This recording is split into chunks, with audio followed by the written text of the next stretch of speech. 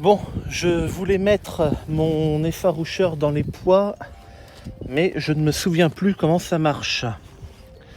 Dis-moi, Agripartner, tu voudrais pas me faire un tuto là? Ça serait bien plus simple. Comme Alex, vous allez peut-être avoir besoin d'aide pour la programmation de votre Avitrac. Pas d'inquiétude, on vous a fait un tuto vidéo.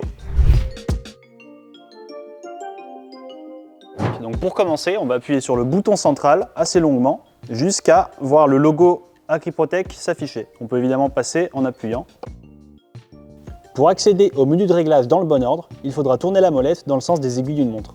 Une fois sur le menu principal, 3 indications vous sont données. L'heure du jour, l'état de l'alarme programmable, à savoir s'il est activé ou non, et l'état du réveil luminosité, que je vous explique juste après.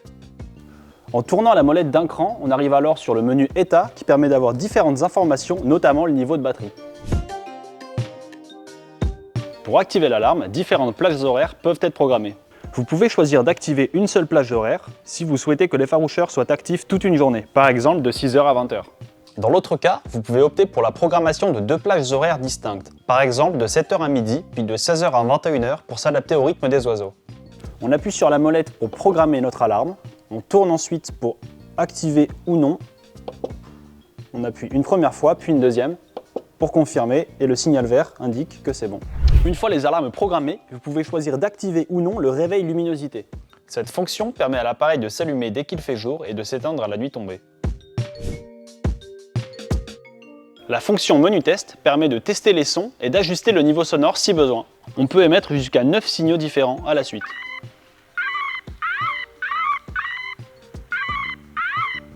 On appuie alors sur le bouton pour passer au son suivant.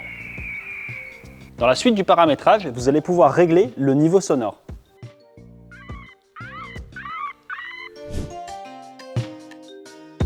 Le menu de périodicité des sons permet de régler l'intervalle entre chaque émission et il est conseillé de laisser 15 à 20 minutes pour une meilleure efficacité sur les oiseaux. On va maintenant programmer les heures de fonctionnement des différentes alarmes. On paramètre en premier les secondes, puis les minutes et enfin les heures. On va par exemple programmer l'alarme pour un démarrage le matin à 8h et un arrêt le soir à 18h. Pour paramétrer les sons, nous allons avoir besoin de la notice. En prenant par exemple le cas où des parcelles sont envahies de corbeaux-freux, vous pouvez consulter dans la notice quels sont les répertoires adaptés pour faire fuir cette espèce.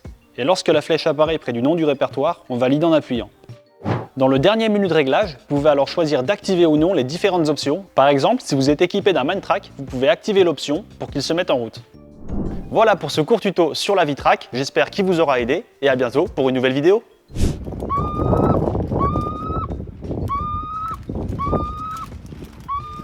Et ben voilà, impeccable.